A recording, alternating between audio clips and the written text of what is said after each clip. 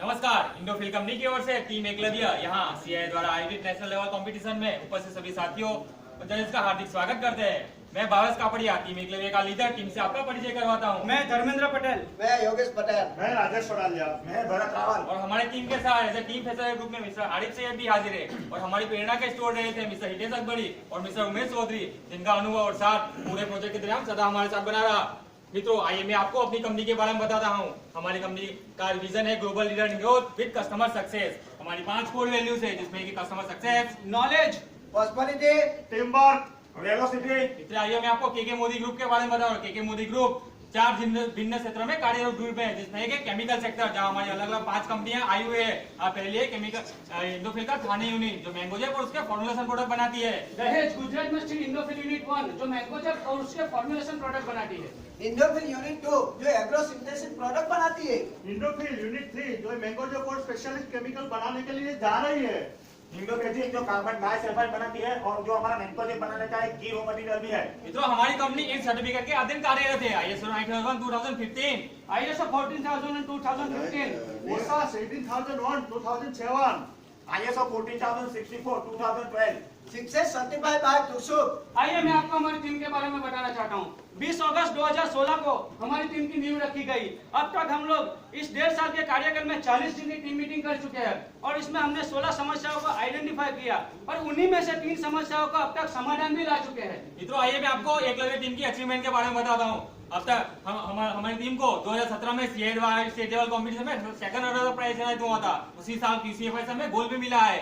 2018 में CI state level competition में winner रहे थे और रीजनल लेवल में 4 रनर्स प्राइज अनायत हुआ था। उसी के चलते ये बड़े से मंच पे हमें अपनी उपलब्धियां बताने का अवसर प्राप्त हुआ है। मित्रों, सभी सफलताओं के चलते हमारी कंपनी के HR और मैन्युफैक्चरिंग CEO ने इस तरह हमें सम्मानित भी किया है।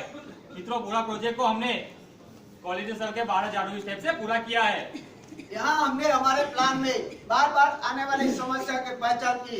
सभी समस्या को ऊपर हमने A, B, C वर्ग में विभाजित किए। तो उसके फलस्वरूप में A वर्ग में 0 समस्या, B वर्ग में 14 समस्या और C वर्ग में 2 समस्या विभाजित मिली। सभी समस्या को ऊपर हमने पर्यावरण, सुरक्षा, उत्पादकता, लागत के आधार पर हमने रेटिंग दिए। तो उसके स्वरूप में हमें 3 समस्या मिली। उसको हमने मिला मैक्सिमम 720 साइकिल टाइम कम करना हम आपके सामने प्रेजेंट करने जा रहे हैं। चलिए जानते हैं कि बाजार में हमारी प्रोडक्ट का क्या बात है। आप सब लोग जानते हैं कि अपना देश खेती प्रधान देश है। खेडूतों को फसल कम आने की वजह से खेडूत पायमाल हो सकता है। यहाँ दिखाया गया है कि खेतों में लगा हुआ फलों में फंगस लगने से ऐसा हाल होता है। हमारी प्रोडक्ट एक फंगस नाशक प्रोडक्ट है। फंगस कंट्रोल करने के लिए हमारी प्रोडक्ट का यूज होता है। हमारी प्रोडक्ट का यूज करने के फंगस फसल और फलों से दूर रहती है। मित्रों, में वीडियो के जरिए हमारा प्रोडक्ट बनाने का प्रोसेस समझाता हूँ। यहाँ ब्लेंडर में कुछ हम इस तरह चार्जिंग करते हैं।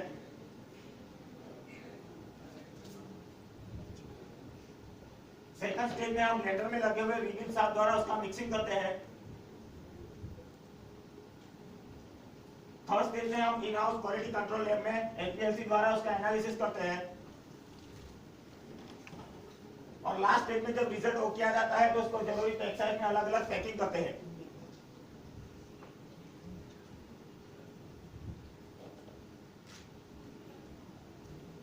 मित्रों, यहाँ हमने हमारा प्रोडक्ट बनाने का प्रोसेस फ्लो डायग्राम दिखाया हुआ है।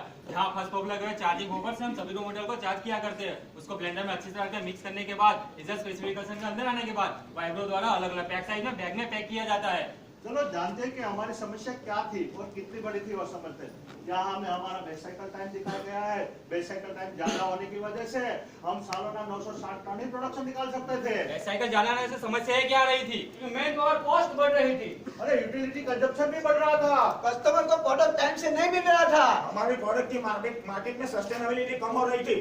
यह मार्केट ट्रेंड देख के आपको पता चलेगा कि हमारी प्रोडक्ट की मांग दिन प्रतिदिन कैसे बढ़ रही है।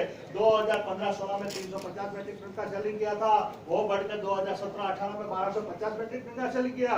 उसके चलते 18-19 में 2060 मेट्रिक टन का सेलिंग हो सकता है। इसलिए हमें हमारी product per month 150 metric ton बनाने का टारगेट लिया।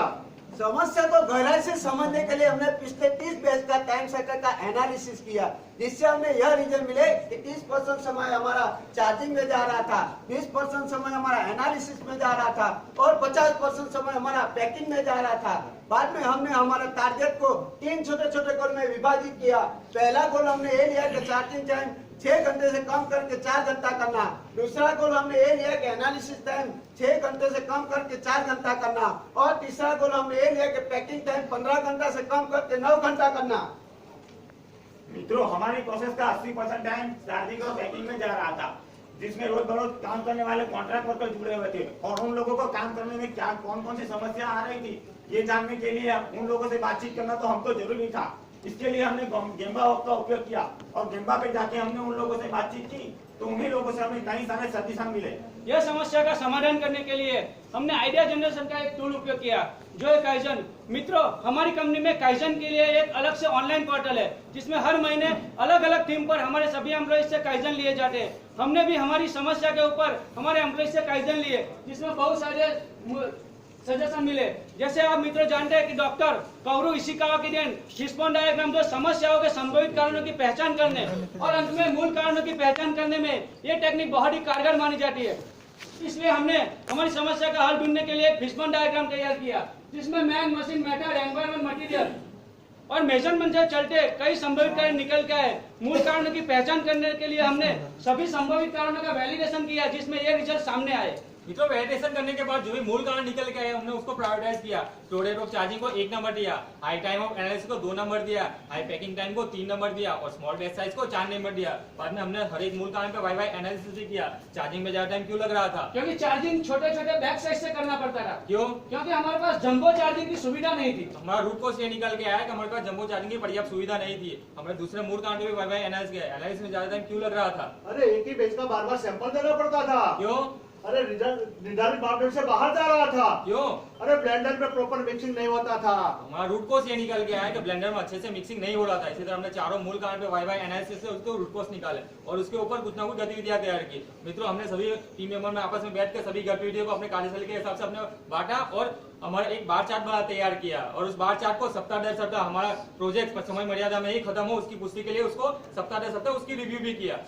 मित्रों, जो भी हमने प्रायोरिटी डिसाइड की उसके चलते हमने पहले चार्जिंग रेट को कुछ ट्रायल लिए। पहले हमने चार्जिंग में ज्यादा मैन पावर लगे उसका चार्जिंग किया लेकिन उससे भी हमारा प्रोजेक्ट अचीव नहीं हो रहा था। बाद में हमने पैक साइज को बढ़ा के उसका चार्जिंग किया लेकिन उससे भी हमारा गोल अचीव नहीं हुआ। तीसरे स्टेज में हमने क्रेन इंस्टॉल किया जंबो चार्जिंग के लिए, उसका और 10 इंस्टॉल किया जिससे हमारा गोल अचीव हुआ।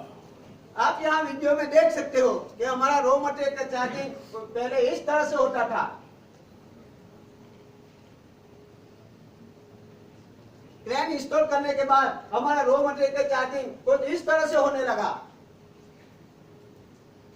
इसकी वजह से हमारा चार्जिंग टाइम 2 घंटा कम हो गया और उसके क्रेन लगाने के लागत सिर्फ 4,12,000 रुपीज हुए। तो क्या क्रेन लगाने से हमारी समस्या का हल निकला था? हल तो निकला था लेकिन कम समय में चार्जिंग होने से डस्टिंग का प्रमाण बहुत ज्यादा बढ़ गया था जिससे वर्कप्लेस मॉनिटरिंग में डस्ट का प्रमाण अपने लीगल मापदंड से ज्यादा जाने लगा था। तो एक समस्या का हल निकालने के लिए दूसरी समस्या सामने आ खड़ी हुई थी। ये हल का निवारण करने के लिए हमने हमारे एक्शन प्लान में एक परिवर्तन किया और एक डस्ट कलेक्टर और ब्लोअर इंस्टॉल किया जिसका खर्च सिर्फ 3 लाख रुपए लगा। मित्रों, डस्ट कलेक्टर और ब्लोअर लगाने से पहले हमारा डस्टिंग का पीपीएम जो 15 से 20 पीपीएम जा रहा था वो कम होकर 5 पीपीएम के अंदर आने लगा। मित्रों, बाद में दूसरी प्रायोरिटी जो चार्जिंग उसके ऊपर हमने मिक्सिंग उसके ऊपर हमने ट्रायल शुरू करे। पहले हमने मिक्सिंग का टाइम 3 घंटे से 4 और 5 घंटा करके देखा। दूसरे टाइम में हमने रॉ मटेरियल को 3 अलग अलग लॉट में चार्ज करके देखा लेकिन उससे भी सक्सेस नहीं हुआ। तो तीसरे लॉट में 3 लॉट को चार्ज करके बाद में उसको रिवर्स और फॉरवर्ड दोनों डायरेक्शन में मिक्स किया जिससे हमारा गोल अचीव हुआ। मित्रों, पहले हम रॉ मटेरियल का सभी रॉ मटेरियल के एक साथ में ही चार्जिंग कर देते थे और उसका मिक्सिंग एक ही डायरेक्शन में करते थे। बाद में हमने हमारे सभी रॉ मटेरियल को 3 अलग अलग लॉट में डिवाइड किया और उसका चार्जिंग भी अलग अलग किया और उसका मिक्सिंग रिवर्स और फॉरवर्ड दोनों डायरेक्शन में किया। ये प्रोसेस करने की वजह से हमें अच्छे रिजल्ट मिलने लगे और हमारा सैंपल एक ही मापदंड के अंदर आने लगा और ये प्रोसेस करने से हमारा एनालिसिस का टाइम 2 घंटा सेविंग हुआ। मित्रों, मिक्सिंग इंप्रूव होने से हमारी प्रोसेस की कैपेबिलिटी बढ़नी थी लेकिन उसकी पुष्टि के लिए हमने प्रोसेस कैपेबिलिटी चार्ट तैयार किया। मित्रों, पहले हमारा जो कुछ इस तरह का है। मित्रों, पहले मैंगोजेब कंटेंट का सीटी और सीपी के जो पहले 0.68 और 0.7 रहता था वो बढ़ के 1.67 और 1.27 हो गया। साइमोस कंटेंट का सीटी और सीपी के जो पहले 0.17 और 0.01 रहता था वो बढ़ के 0.61 और 0.42 हो गया। और खुद को हमारे क्वालिटी कंट्रोल जीएम ने इस ग्राफ की पुष्टि भी की। मित्रों मिक्सिंग इंप्रूव होने के बाद हमने हमारी मशीन की कार्य क्षमता बढ़ाने की और प्रयास शुरू किए। पहले हमारी मशीन की कार्य क्षमता जो 43% की थी वो बढ़ा के 54% तक ले गए, जिससे हमारा एक बैच का आउटपुट 4 मेट्रिक टन था, उसको बढ़ के 5 मेट्रिक टन हो गया।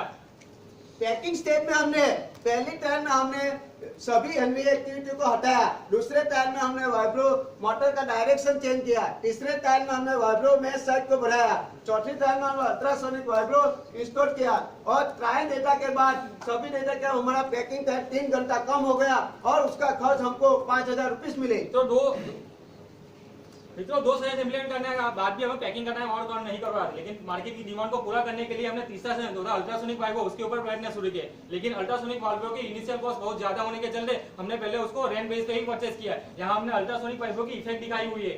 पहले नॉर्मल वाइब्रेशन पे पाउडर स्क्रीन पे चिपक रहा था, अल्ट्रासोनिक इफेक्ट शुरू होते ही तुरंत पाउडर स्क्रीन से चलने लगा। मित्रों उसके ट्रायल लेने से हमें ये पता चला कि हमारा पैकिंग टाइम सीधा 13 घंटे से कम होकर 7 घंटा तक जा रहा है, जिससे हमने उसको इंस्टॉल किया और इसको इंस्टॉल करने का खर्च सिर्फ 7,84,000 रुपए ही लगा।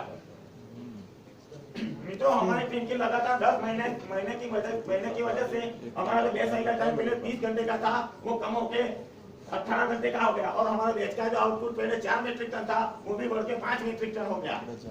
सभी सुविधाओं को बार बार लागू करने के बाद उसे कंट्रोल करने के लिए हमने उसके हमारे वाइब्रो के ऊपर एरोडाइजेशन किया और हमारा जो चार्जिंग प्रोसेस था उसको स्टैंडर्डाइज करके उसको स्टैंडर्डाइज किया और हमारा जो बैच का था उसको हमने रिवाइज किया और साथ साथ में हमने जो हमारा एसओपी था उसको भी हमने रिव्यू किया।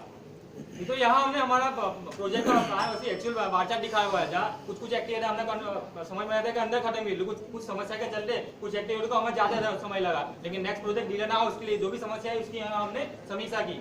यहाँ हमें हमारी प्रोडक्टिविटी और रेवेन्यू का मंथ वाइज बार चार्ट दिखाया गया है। सभी सुझाव लागू करने के पहले हमारी प्रोडक्टिविटी 80 मेट्रिक टन थी, वो बढ़कर 160 मेट्रिक टन हो गई और हमारी रेवेन्यू भी दुगुनी हो गई।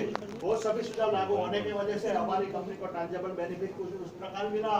पहले हमारा बेस साइकिल टाइम 30 घंटे का था, वो कम होकर 18 घंटे का हो गया और हमारी रेवेन्यू भी पर मंथ 1.3 करोड़ तक बढ़ गई। उसकी पुष्टि हमारा अकाउंट डिपार्टमेंट वाले ने की और हमारी यूटिलिटी में भी 1.3 लाख का सेविंग हुआ और हमारी प्रोसेस में मिस्टेक पुट हुई, उसकी वजह से कस्टमर कंप्लेंट कहाँ गायब हो गए पता ही नहीं चला।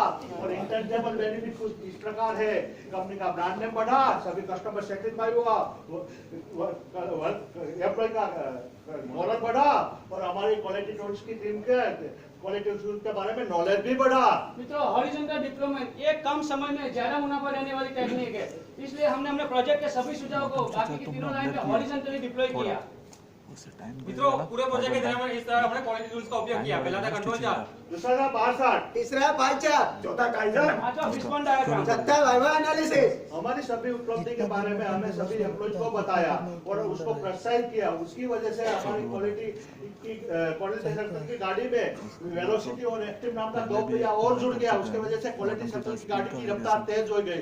हमारी उपलब्धि कंपनी तक सीमित नहीं रखी, बल्कि क्वालिटी कैलिब्रेशन के दिन दहेज इंडस्ट्री में आई हुई सभी कंपनी को बुलाया और उसको हमारी एकलव्य की टीम की उपलब्धि के बारे में बताया और उसकी कंपनी में भी हमारी एकलव्य जैसी टीम बने ऐसा संकल्प दिलवाया। मित्रों एकलव्य है जहाँ कंपनी क्वालिटी में नंबर 1, एकलव्य है जहाँ कंपनी ए से नंबर 1, एकलव्य है जहाँ कंपनी ए से नंबर। मित्रों हम टीम एकलव्य हमारे visionary prime minister Shri Narendra Modi की जन्मभूमि गुजरात से आ रहे हैं और हमारा प्राइम मिनिस्टर एक सपना है मेक इन इंडिया का। अगर उसको जल्दी साकार करना है तो आपको भी आपके आसपास हुई सभी कंपनी में एकलव्य जैसी टीम बने ऐसा संकल्प दिलाना होगा, तो ही मेक इन इंडिया का सपना जल्दी साकार होगा। जय हिंद।